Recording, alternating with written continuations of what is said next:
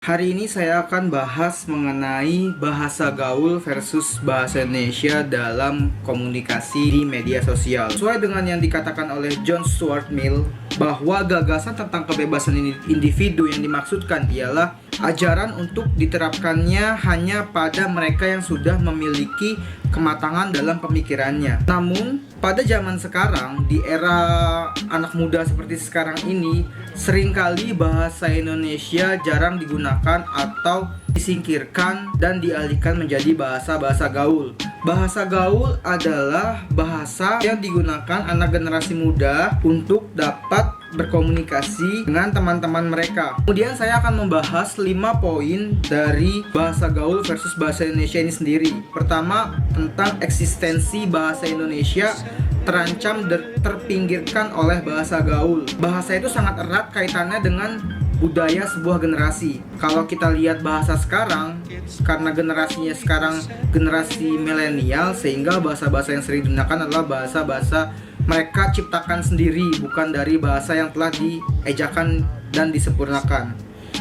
Kedua, menurunnya derajat bahasa Indonesia, sehingga bahasa Indonesia semakin pudar, bahkan dianggap kuno di mata remaja kalangan sekarang, dan juga menyebabkan turunnya derajat bahasa Indonesia. Kemudian yang ketiga ialah menyulitkan pemakaian bahasa Indonesia, karena di zaman yang sekarang mereka sudah menerapkan bahasa gaul sebagai bahasa sehari-hari mereka, sehingga bahasa Indonesia sendiri sangat sulit untuk dicerna, dan menurut pandangan mereka asing ketika mendengar bahasa Indonesia yang tidak pernah mereka dengar sebelumnya.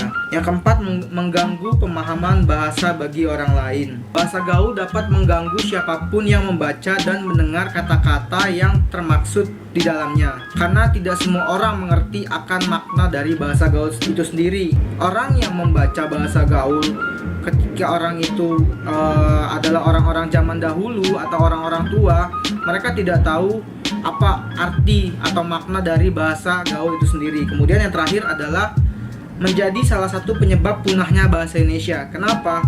Karena semakin marak penggunaan bahasa gaul ini di kalangan remaja. Itulah tanda-tanda ancaman yang serius bagi bahasa Indonesia untuk bisa bertahan di era zaman sekarang ini.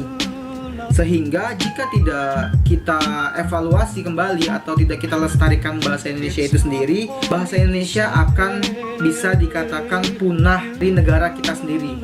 Tentu itu sangat tidak kita inginkan. Bahasa kita sehari-hari, di mana kita adalah negara Indonesia, tapi bahasa Indonesia kita sangat buruk.